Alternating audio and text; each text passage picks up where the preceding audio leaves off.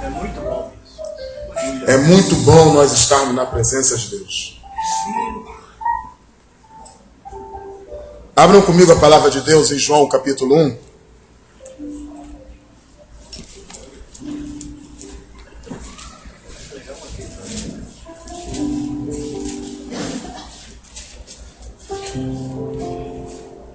Se tiver alguém essa noite sem a palavra de Deus, não é bom falar sem a palavra de Deus não, porque a palavra de Deus anda com o cristão, né?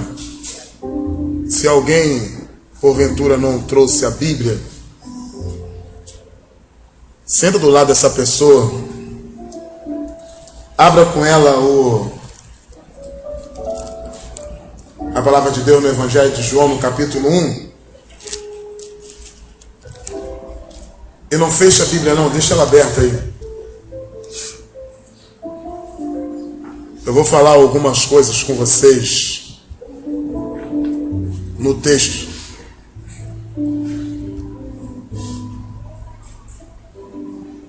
Eu vou ler do versículo 1 ao 6 e depois vou ler do versículo 9 ao 13. Todos acharam, amém? Está escrito assim a palavra de Deus. No princípio era verbo, o verbo estava com Deus e o verbo era Deus. Ele estava no princípio com Deus. Todas as coisas foram feitas por intermédio dele, e sem ele nada do que foi feito se fez. Nele estava a vida, e a vida era a luz dos homens. A luz resplandece nas trevas, e as trevas não prevalecem contra ela. Pois a verdadeira luz que alumia todo homem estava chegando ao mundo. Estava ele no mundo, o mundo foi feito por intermédio dele, e o mundo não o conheceu. Veio para o que era seu, o seu não receberam. Mas todos quanto receberam, deu-lhe o poder de ser chamado Filho de Deus aos que creem no seu nome. Os quais não nasceram do sangue, e nem da vontade da carne, nem da vontade de varão, mas de Deus.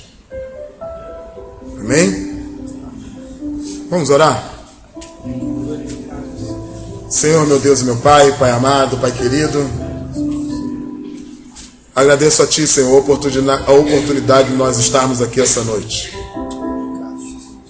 Quem é digno, Senhor, de estar diante da Tua igreja?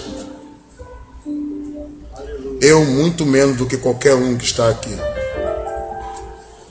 Tu que sonda a mente e o coração de todos os homens, sabe o que eu digo, não digo por demagogia, mas... Senhor Jesus, eu gosto de falar de Ti. E se eu estiver morrendo, eu tiver a oportunidade de falar de Ti, se for para falar do Senhor, eu quero falar.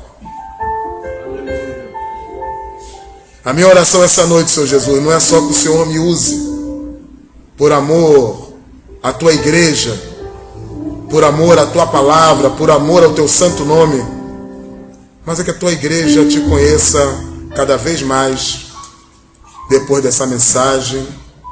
É que eu Te peço no nome de Jesus Cristo, Pai.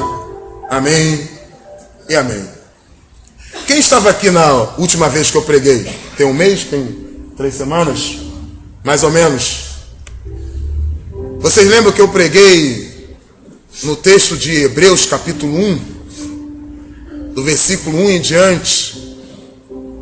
O texto que diz mais ou menos assim: havendo Deus falado de muitas formas, de muitas maneiras, aos pais pelos profetas, a nós nos falou nesses últimos dias através do seu Filho, a quem constituiu o herdeiro de tudo e por quem também criou o mundo, sendo ele a expressão máxima da sua pessoa, sustentando todas as coisas pela palavra do seu poder. Eu coloquei no meu coração o desejo de, nas vezes que eu estiver aqui, que vocês saiam daqui depois da mensagem que eu pregar, conhecendo mais o Jesus a quem você serve. Se alguém lhe perguntasse assim: quem é Jesus? E o que você tem para apresentar dele para mim? Quem é ele? Muitas vezes as pessoas são tentadas a falar de Jesus, dizendo que ele é algo temporal que nós vamos receber. Quem é Jesus? Jesus é aquele que pode mudar a sua vida. Jesus é aquele que pode mudar a sua casa. Jesus é aquele que pode abençoar a sua família. Jesus é aquele que pode lhe abrir uma porta que você está esperando. Jesus é aquele que pode mudar a situação que você está vivendo. E Jesus é isso? Como é que a palavra de Deus nos apresenta Jesus Cristo? Eu uma vez dei uma saudação aqui em João capítulo 5. E o que foi que Jesus disse de si mesmo naquela ocasião? Preguei em Hebreus capítulo 1. E cada vez que eu pego um desses textos, o que eu faço com vocês é uma leitura, esperando e crendo que durante a semana vocês vão ler de novo, para que esses textos que são tão conhecidos sejam mais claros para vocês. Eu também tenho um desejo de compartilhar com vocês, futuramente, se o Senhor permitir, ou gravar vídeo de 5, 10 minutos, como alguns irmãos já me propuseram, e postar no YouTube, textos conhecidos, mas que são interpretados erroneamente. Pegar texto daquele do tipo que fala assim, ó: aquilo que os olhos não ouviu, o que o ouvido não ouviram, e que nos chegou no entendimento do homem, é o que Deus tem preparado para vós. Aí o pessoal fala: tá vendo, irmão? Deus lá na glória tem coisas maravilhosas que você nem imagina. Não, mas esse texto não tem nada de escatológico. Ele nem passa perto disso. É claro que lá na glória Deus vai ter para nós muito mais além do que nós pensamos. Mas esse texto ser usado para isso é errado. Tem um texto que é muito conhecido que fala assim, ó: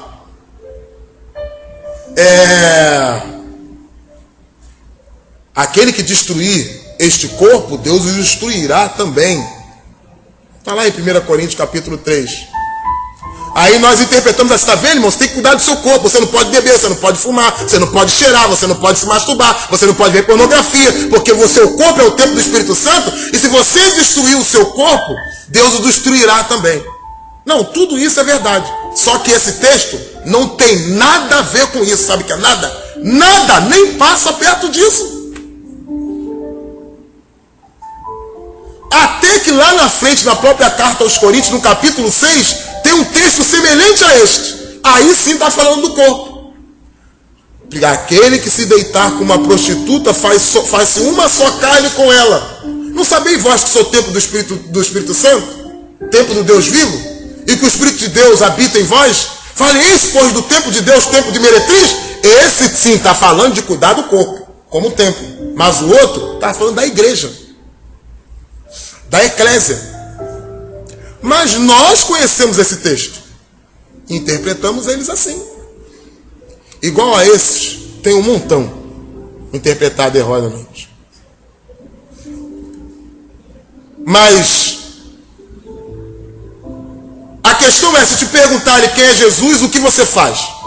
Se você não tem uma resposta teológica, a maneira fácil é você abrir um texto das Escrituras que apresenta Jesus e você lê para ela. E um dos textos é esse: no princípio era verbo, o verbo estava com Deus e o verbo era Deus. Ele estava no princípio com Deus. E todas as coisas foi feita por intermédio dele. E sem ele, nada do que foi feito se fez. Ô cara, Jesus é isso? É. O modo que nós temos apresentado Jesus Cristo tem sido apresentado como o melhor de todos os homens, o maior de todos os sábios, o grande dos grandes.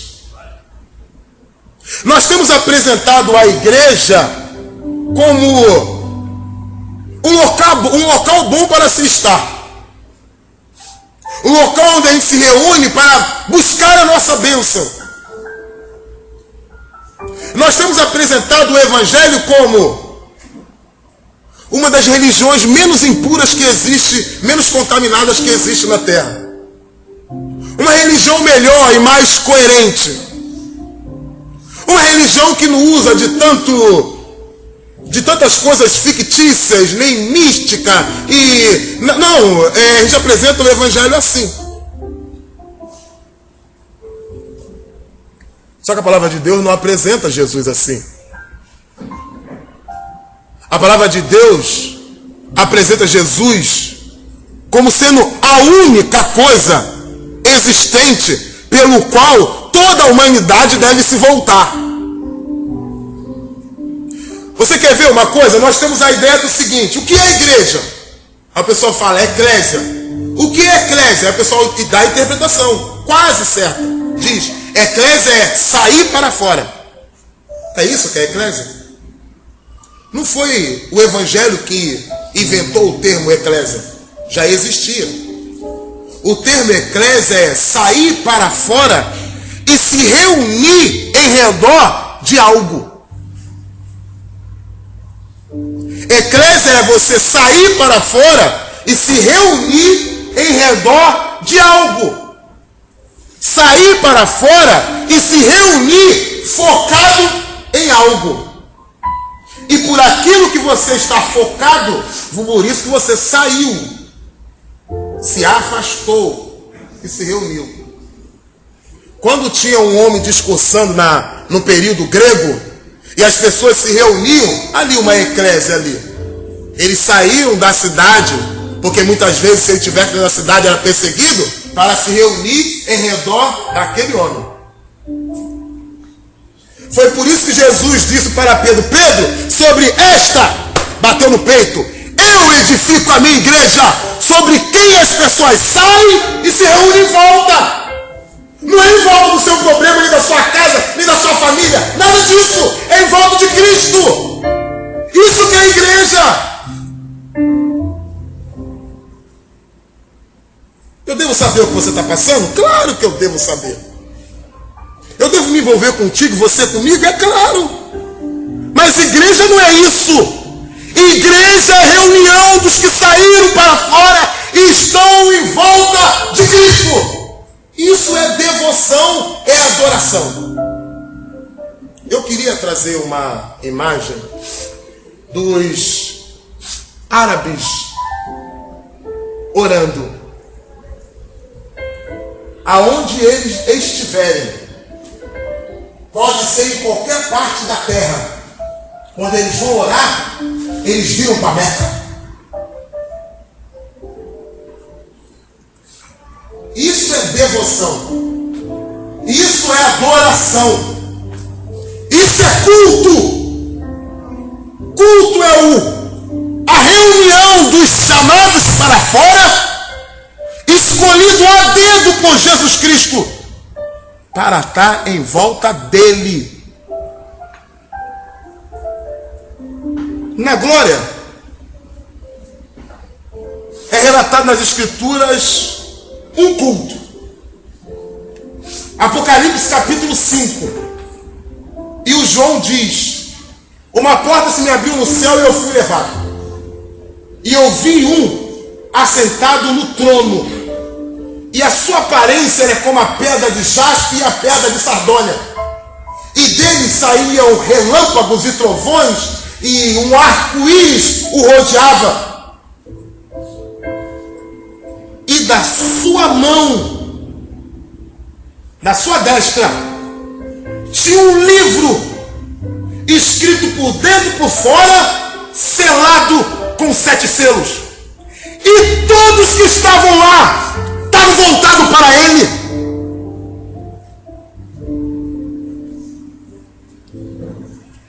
Você acha que para você ser abençoado você precisa vir aqui buscar isso?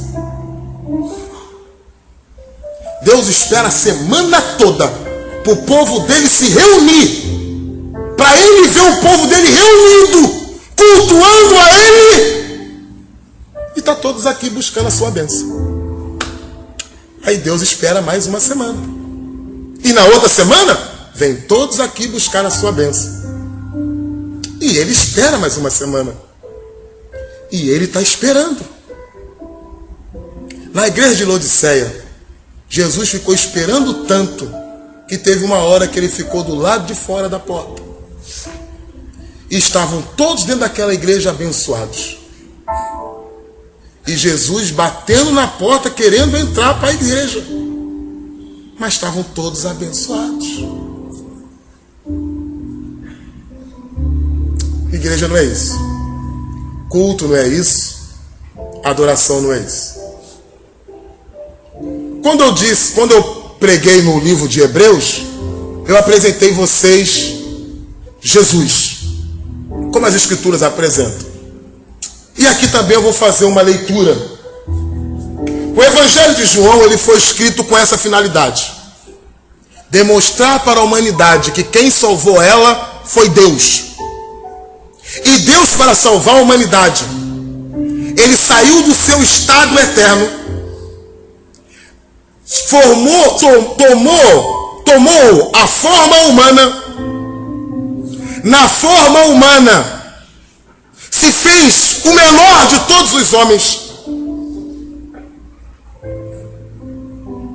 e pregou o evangelho do reino de Deus. Mas para que esse evangelho do reino de Deus pudesse surtir efeito na vida das pessoas, a exigência de Deus era que o inocente morresse pelo culpado. E a palavra de Deus fala assim acerca de Jesus: eis que aqui venho, no livro está escrito sobre mim, para fazer, ó Pai, a sua vontade. Em João capítulo 6 está escrito que a vontade do Pai é esta: que todo aquele que ele me deu tenha vida eterna, que eu ressuscite no último dia e que eu de maneira nenhuma os lance fora. João quer demonstrar para as pessoas que iam ler este evangelho que quem te salvou foi Deus. Não foi um grande homem, não foi a melhor coisa que já existiu, foi a própria existência. Não foi a pessoa que teve a melhor vida, foi a própria vida. Aí, para eu desmistificar, como vocês querem desmistificar algumas coisas, eu vou aproveitar a oportunidade para falar isso. O Evangelho de João começa com a genealogia de Jesus. E todo mundo fala que no Evangelho de João não tem genealogia. O Evangelho de Mateus foi escrito com a finalidade de demonstrar que Jesus era o rei que deveria vir, o rei dos judeus. Então, a genealogia de Jesus vai de Abraão, e de Abraão até Davi é resumido, e de Davi para mostrar que Jesus tem a linhagem real. O Evangelho de Lucas apresenta Jesus como o homem perfeito. Então a genealogia de Jesus vai até Adão. Olha que loucura, é contar a geração de Jesus desde Adão até o dia que Jesus nasceu. O Evangelho de João veio para apresentar Jesus como Deus. E a genealogia de Jesus no Evangelho de João é pai e filho. Não tem entre eles mais ninguém e nem depois dele. No princípio era verbo, o verbo estava com Deus e o verbo era Deus. Genealogia divina. E assim ele começa o seu evangelho. Talvez isso para nós não seja algo assim tão impactante. Mas eu falo isso só no sentido de aguçar a mente de vocês, porque eu sei que é. Porque o Espírito que em vós habita é que torna a palavra de Deus impactante. O João quer demonstrar para as pessoas assim, ó. Quem foi o homem que andou na Galileia? Jesus de Nazaré. E quem era Jesus de Nazaré? Jesus de Nazaré, ele era aquele que estava no princípio com Deus. E esse termo princípio é o princípio da criação. Ele estava lá no princípio, na criação, com Deus, em Deus, porque era Deus. No princípio ele era verbo, o verbo estava com Deus, esse com Deus é no Deus. O verbo é Deus. Ele estava no princípio com Deus.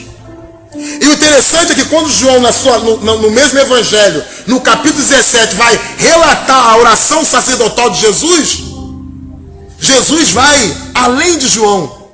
Jesus ora ao Pai assim: Pai, me dá a glória que eu tinha antes que o mundo existisse. Jesus Cristo já era glorioso e glorificado de geração em geração. Quando o Isaías entra na casa do Senhor, como está relatado lá em Isaías capítulo 6, diz assim, ó: no ano que morreu o rei Uzias, eu vi quem? O Senhor assentado no alto e sublime trono. Sabe quem foi que Isaías viu? Jesus. Em João capítulo 12 diz: e bem falou Isaías quando viu ele e o viu na sua glória. Era Jesus Cristo. Porque Jesus Cristo mesmo disse que ele tinha uma glória em que ele já habitava antes que o mundo existisse. Aleluia, Deus. Vocês querem que eu entre mais teologicamente, só para dar um pouquinho de nó na cabeça? No livro de Salmos, no capítulo 2, está escrito assim, ó: hoje eu recitei esse decreto: tu és o meu filho amado e eu te gerei. Pede-me e eu te darei as nações por herança. E lá está o restante lá do relato. Segundo os teólogos, foi este decreto que fez com que Satanás desejasse ser semelhante ao Altíssimo. Mas não é para isso não, é só para a gente ver que é coisa de gente preta que quer fingir que conhece alguma coisa.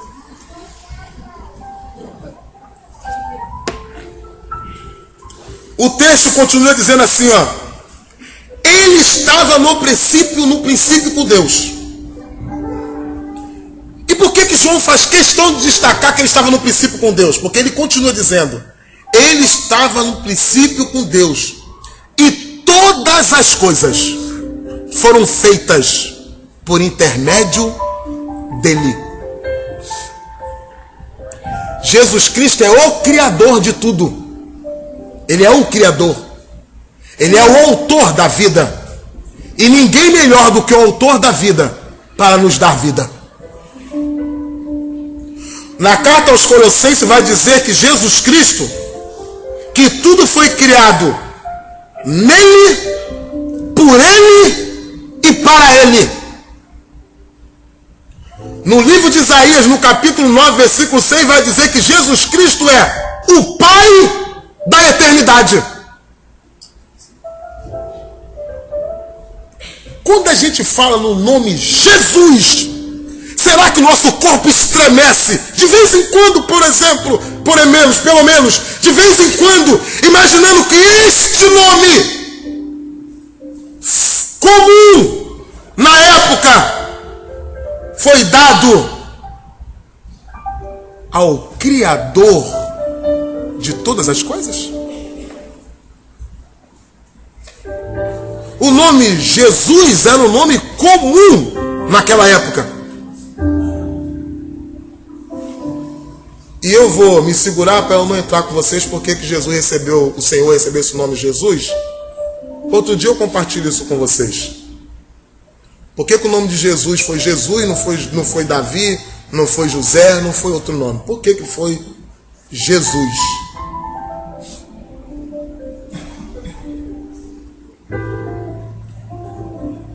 O texto continua dizendo que ele é o Criador de todas as coisas, da totalidade de tudo, da matéria, da existência, considerando ele como status tal da criação.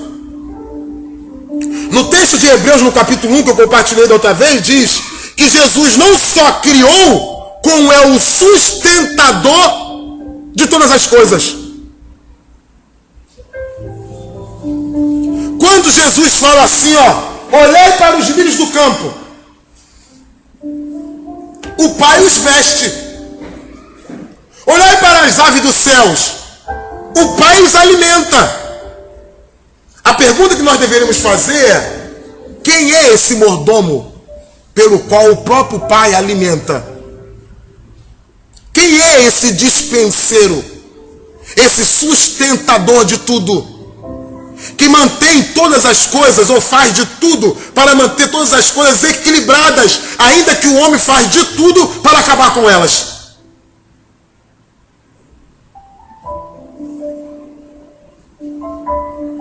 Em João capítulo 15, Jesus disse: sem mim nada podeis fazer.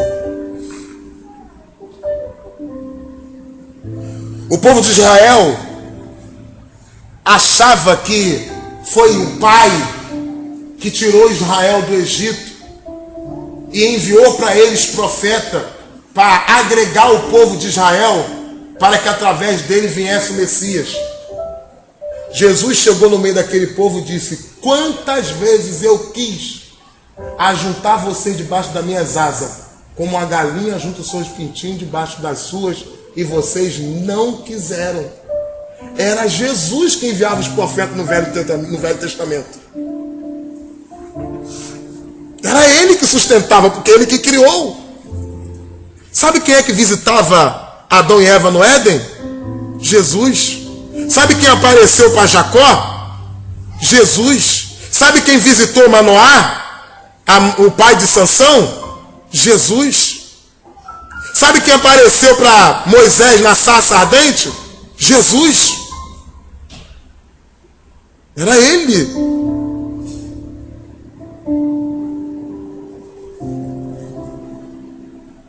Mas o João, ele vai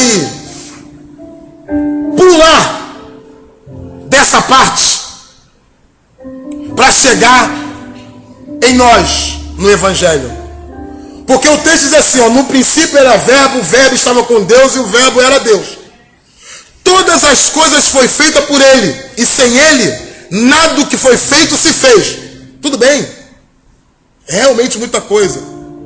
Aí João vai falar dele andando aqui na terra. Ele diz assim, nele estava a vida, e a vida,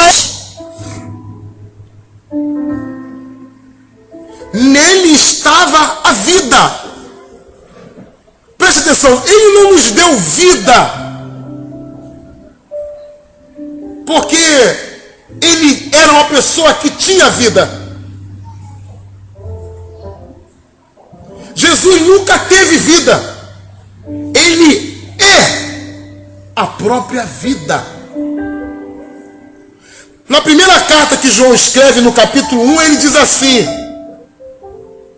eu toquei a palavra da vida.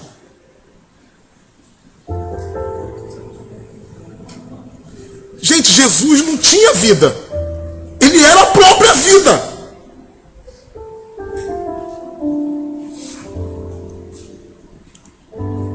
Nele estava a vida.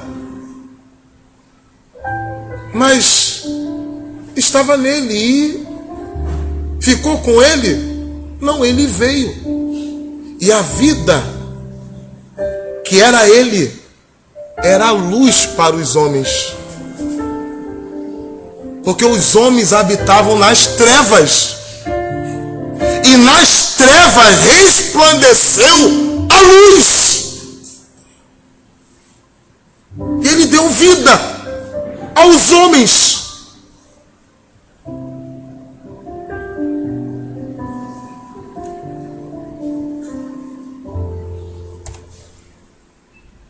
A luz resplandece nas trevas. E quando a luz chega, as trevas automaticamente é destituída. Porque as trevas não existem. O que existe é a ausência de luz. Os homens habitavam nas trevas porque estavam ausentes de Deus. E agora, como nós vamos resolver esse problema? Deus se fez carne e habitou entre nós. Ele veio no meio das trevas e trouxe luz a todos os homens. Jesus disse assim, ó: enquanto eu estou no mundo, eu sou a luz do mundo.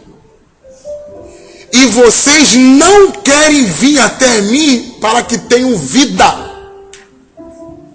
Me desculpe se eu vou ser ofensivo, mas qualquer pessoa que está aqui esta noite, que não reconheceu a Jesus como Senhor e Salvador, não o reconhece porque não quer. Porque Ele já deu todas as provas necessárias, que Ele é a infusão essencial que você precisa para que você possa passar da treva para a luz.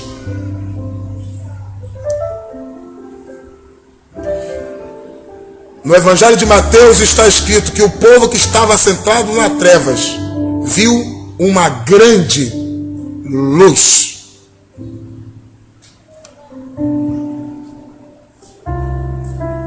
Na primeira carta de João está escrito que Jesus Cristo habita na luz.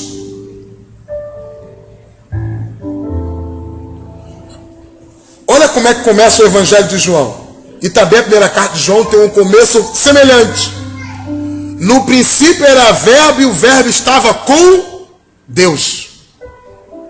Na carta de João diz que em Jesus habita a luz.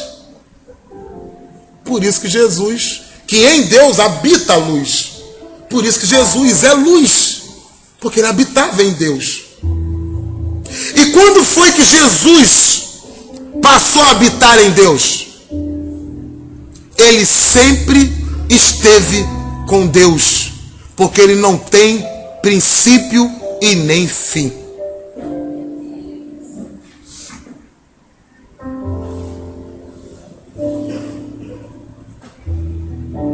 O texto ele continua dizendo assim: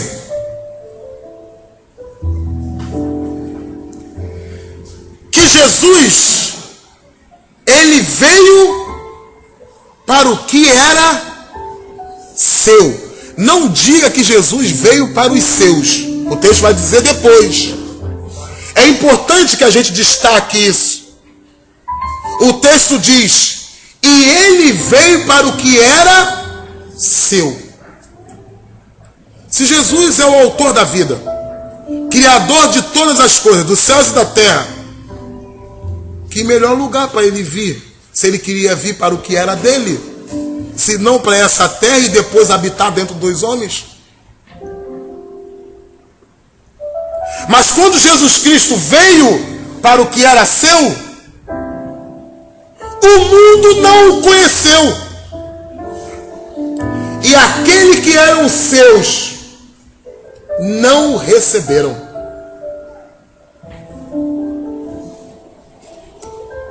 Aí Jesus foi embora. De jeito nenhum. Se Jesus tivesse ido embora, nós não estaríamos aqui. Meus irmãos, Jesus passou 3 anos nessa terra, estou falando a parte ministerial, sendo todo dia rejeitado pelos homens. Houve um momento que Jesus, quando acabou de pregar, mais de 5.000 pessoas, de uma só vez, viraram as costas e foram embora. Jesus disse: vocês também não querem ir junto com ele? Os outros 12. Aí Pedro, tomando a palavra, disse: para onde iremos nós, se só tu tem palavra de vida eterna? Você sabe por que as igrejas evangélicas parecem hoje uma rodoviária? Você sabe por que tem gente que não consegue se fortalecer no caminho do Senhor de jeito nenhum? Porque não busca a Deus por causa da vida eterna.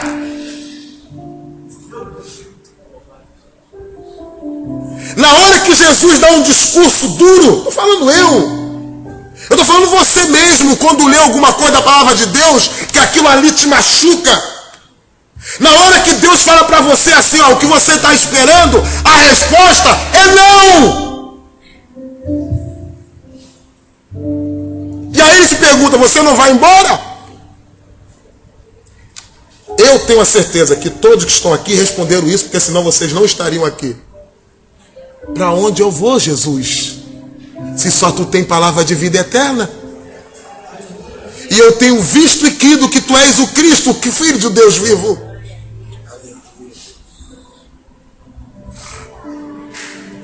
Irmãos, vamos ser sinceros. Você já recebeu tudo que espera de Deus?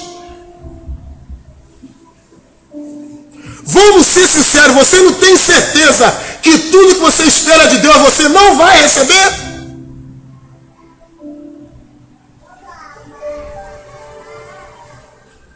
Mas tem uma coisa que você nunca vai deixar de ter, pelo menos da parte dele. Jesus disse assim, ó: aquele que vem a mim, eu de maneira nenhuma lanço fora, e dou-lhes a vida eterna, porque eu sou o Filho do homem.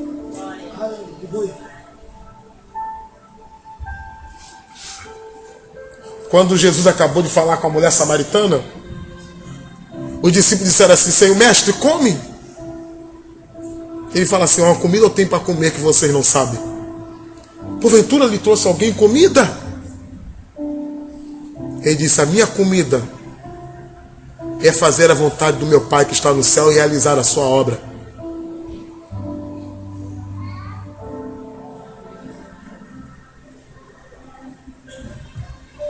Quando você olhar para Jesus, não só como ser eterno que Ele é, você tem que olhar para Jesus como aquele que, quando aqui esteve, lutou todo dia, toda hora, contra o diabo, contra o mundo, contra todos os sistemas que Satanás pode lançar em cima dele, para que você hoje estivesse aqui, bendizendo o nome dele. Glória a Deus. Aleluia, Jesus. E no momento pior de Jesus, é que ele não teve nem 3 pessoas para orar junto com ele. A palavra de Deus diz assim, ó: e tendo ele amado o que era seu, os amou até o fim. Até o fim.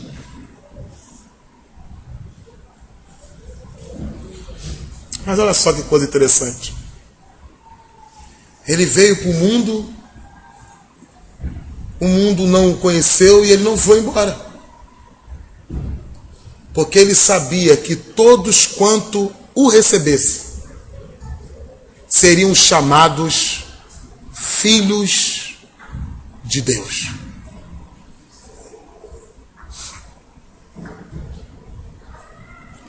Nem todo mundo é filho de Deus.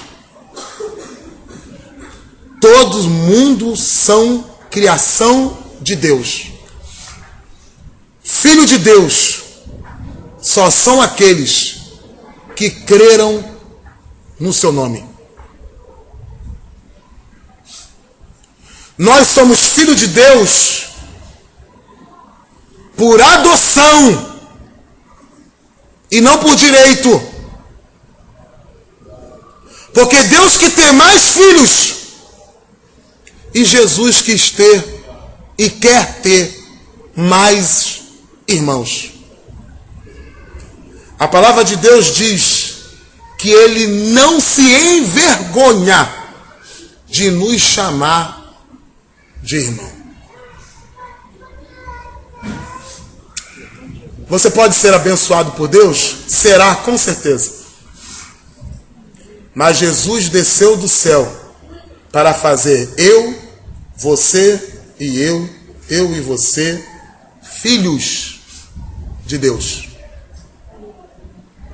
Porque foi para isso que Deus nos predestinou, para sermos conforme a imagem do seu Filho, para que forjasse em nós isso, e para que um dia Ele possa estar reunido com todos nós na sua glória eterna, o qual o seu Filho está preparando morada, e nós possamos viver com Ele para sempre.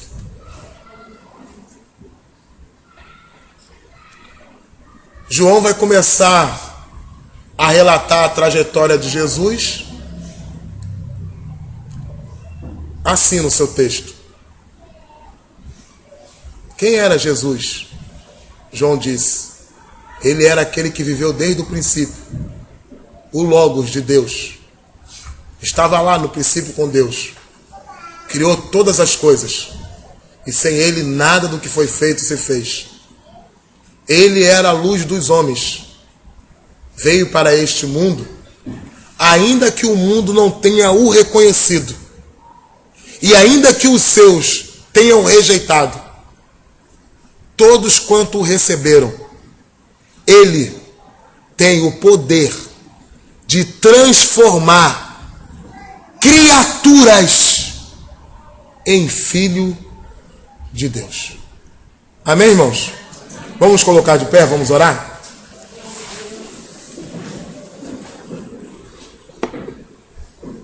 Jesus é bom, irmãos.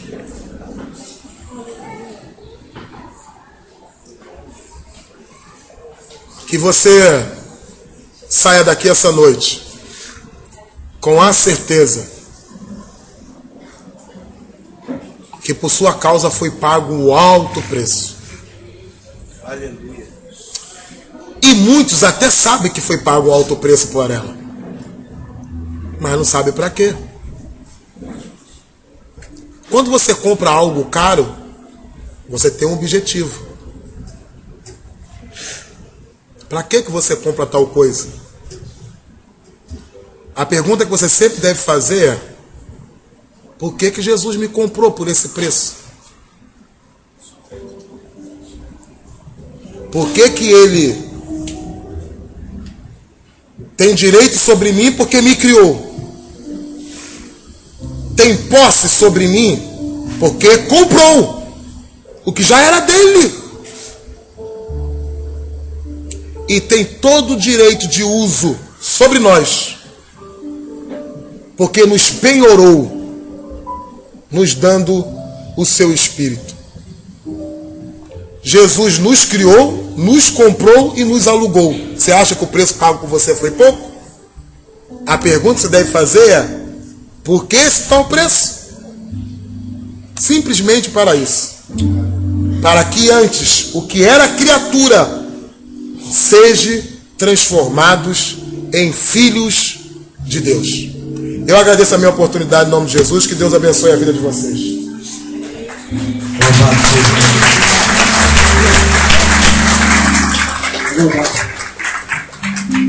Vamos tocar louvando a Deus agora, né? E você vai estar aí em espírito de oração. E você que entrou por essas portas nessa noite e ainda não tomou essa atitude de reconhecer o Senhor como seu Salvador, a oportunidade vai estar franqueada. Você pode vir aqui à frente, eu vou orar pela tua vida, pode fazer uma cena, não siga a sua mão, e nós vamos estar orando por você. Como disse a igreja, fica aí em oração. Vitor, pode começar a louvar a Deus, tá? Você que sente desejo no coração, vem aqui à frente que nós vamos estar orando pela sua vida, em nome de Jesus.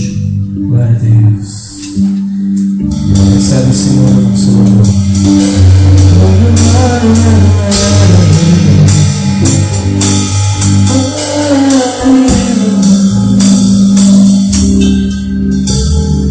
O único que é digno de receber a honra e a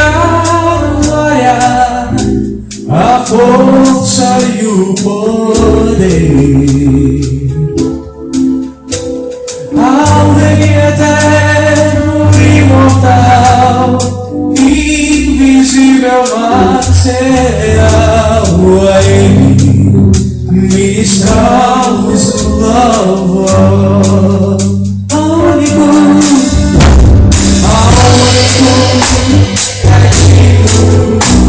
de receber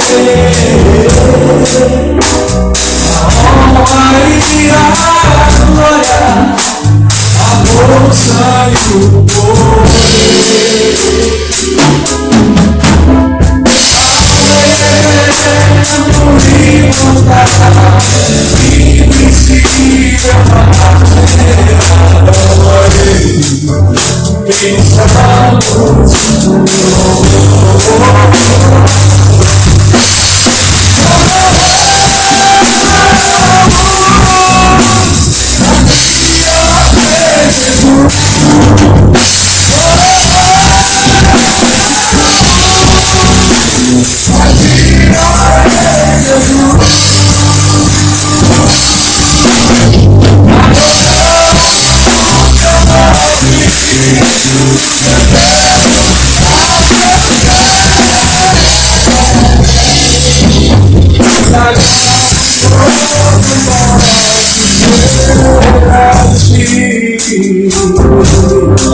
Consagramos a nossa vida, Pai. Senhor, a Ti, ó Deus, ao único detalhe que é